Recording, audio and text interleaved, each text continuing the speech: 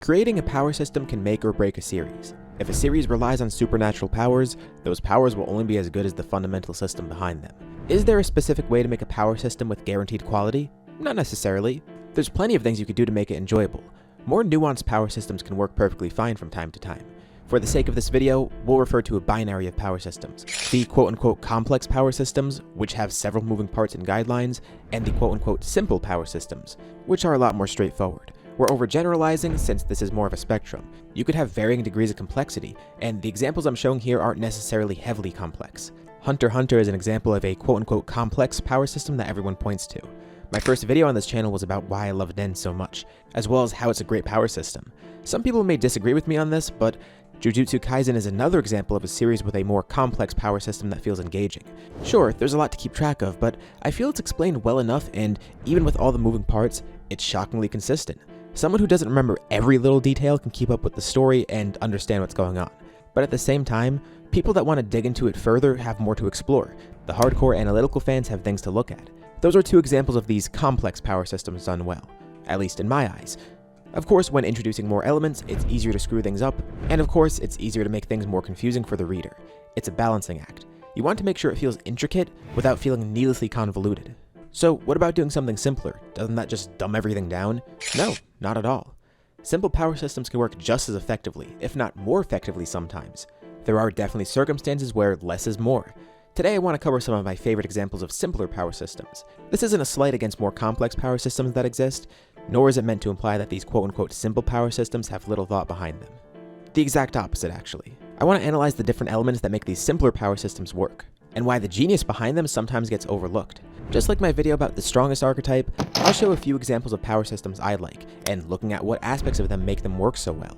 These aren't the only examples, I just don't want to be redundant and cover the same aspects over and over. And I also don't want it to turn into a Watch Mojo Top 10 video where I just list off every power system I like. So if one's missing, that's probably why. Or it's just one that I'm not familiar with.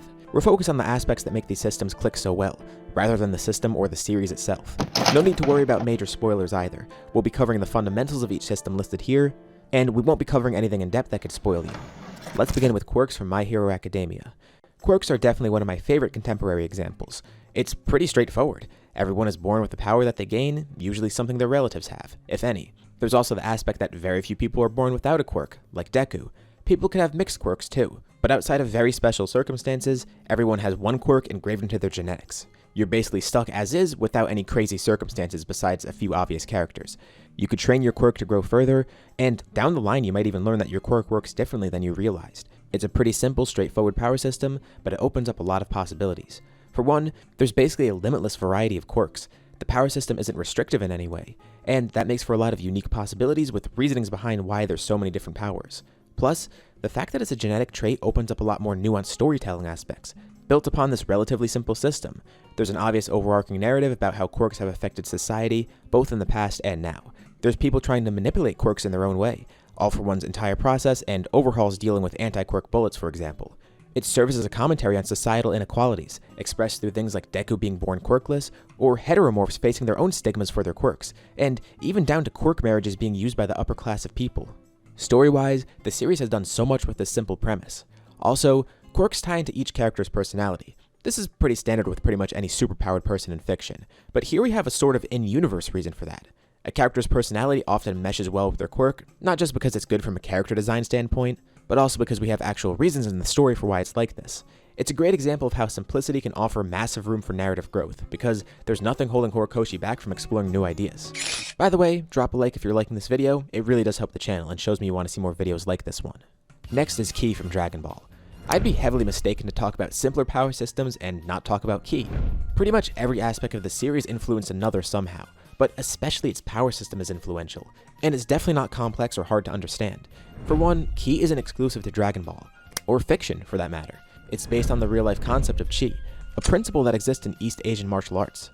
And it represents one's life force and energy, which is pretty much exactly how it's treated in Dragon Ball. And it makes a lot of sense too because the series started out as a martial arts story. It takes a real-life concept and makes it more supernatural. Toriyama has also said it consists of 3 different things: Genki, which is vitality or vigor, Yuki, which is courage, and Shoki, which is right-mindedness. 3 pretty fundamental and straightforward aspects of one's character that can affect their power in Dragon Ball. And while this aspect of Ki isn't stated in series much, it's shown rather than told. These aspects of characters are constantly emphasized, especially early on in the manga. Ki is also incredibly versatile, both in how it can be manipulated or even obtained. You could be naturally strong at birth, as a mutant like Broly or Frieza, or even just depending on what species you are, that can make you stronger from birth. You could also get power from rage, like Gohan, or you could hone your body and mind and train for it, ascending to a new level of power like most Earthlings did. As crazy as this power system has gotten, its origins are pretty simplistic and based on real-life things, which blend well with the theme of the series early on. Ki isn't the only source of power in Dragon Ball, but it's definitely the most prominent. Like, there's magic, for example, which is still relatively prominent and it's more vague. But even though that's usually shown on a smaller scale, the simplicity of it works really well, just as it does for Ki.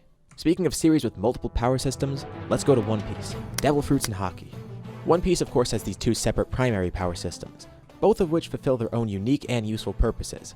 Of course, there are other aspects of One Piece's power such as technology and certain species exclusive things, but we're only focused on these two powers.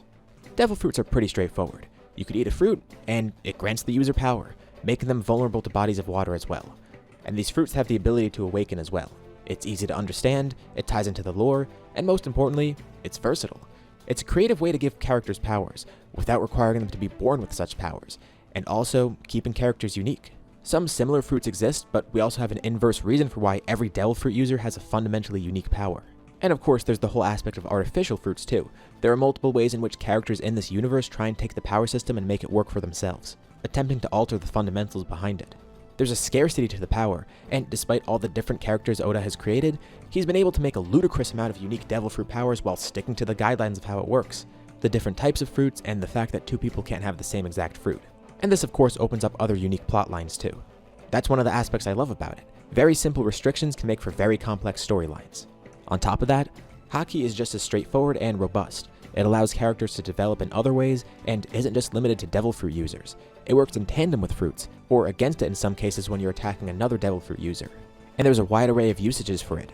The best part is, the two systems don't feel overwhelming together, and they blend together seamlessly, even with the fact that Haki wasn't formally revealed until very later on in the story. Of course, I'm sure you all know by now how good Oda is at planning and foreshadowing, and when you look back into the story before Haki was actually showcased formally, it was clearly set up to be eventually introduced later on, which helps it blend well with the Devil Fruits and the Versus lore. Simpler power systems open up opportunities for multiple power systems at the same time. Another great example is Alchemy from Fullmetal Alchemist. This one is very versatile but straightforward with its limits and capabilities. Important rules are established so we know exactly what alchemy is and isn't capable of. It's a simple yet fundamental aspect of the world. And with how broad the power is, there's so many possibilities in how it can be used. This includes things like elemental alchemy, or how Ed uses it with automail for example. Simplicity opens the door for variety. It also allows characters to fight uniquely without simply just giving them superhuman boost in power.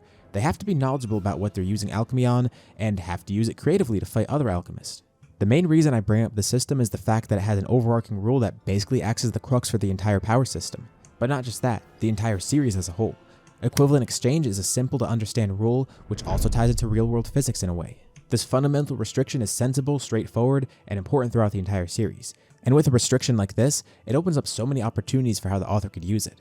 Something so straightforward could be easily built upon, not just in the sense of narrative plot points to move the story forward, but also from a thematic standpoint. Alchemy is also another example of a power system taken from a real-world idea, making it even easier to implement in the story. But despite that simplicity, it still does feel robust, as well as being used creatively. Another creative power system is Undead Unluck's Negation. In my eyes, it's one of the most creative power systems in New Gen, but it's also very straightforward. In the beginning, it left a lot of room for growth, which is a really desirable aspect of simple power systems. With less guidelines to abide by, this lets the power system have the potential to develop as much as the characters do throughout the story. Without getting into spoilers, over the course of the story, you do learn more about the mechanics behind negation and new ways to apply negation, plus the lore reasons for it existing, all without contradicting or retconning previously established ideas. Even if a power system isn't outwardly explained up front, authors can use this to their advantage, with part of the story focused on discovering how the mechanics of this system works. We learn about negation just as the characters do in the story, making for a very natural explanation for it. And once more, people who are paying really close attention to the story can appreciate the other ways it was built up beforehand. In short, part of the fun and thrill of Undead Unluck is discovering how this power system works. And even up to the most recent chapters, the knowledge characters have behind the system is still growing. It's almost like the power system is a character itself, living and growing with every chapter that passes, just based on how much development it's had alone. And even with all that, the stuff we're learning doesn't make it feel overcomplicated. Simplicity leaves the potential for this. We could witness the power system grow just like a character does. I also have another new gen example that just recently started. Sorcery from Kagurabachi. If you're not on the series yet, get on it, it's really good. But it also has a great example of a simpler power system. It's very straightforward and doesn't bog you down with too much information that you'll always have to keep in mind. Right now we still don't know too much about it, but it's just referred to as sorcery. And it's exactly what it sounds like. There are sorcerers, each with different abilities, utilizing spiritual energy to fuel it. Sorcery is a very straightforward type of power that appears in many series, and for how new this series is, I think it's very promising so far, and it's an example of a system that we could witness being built up in real time.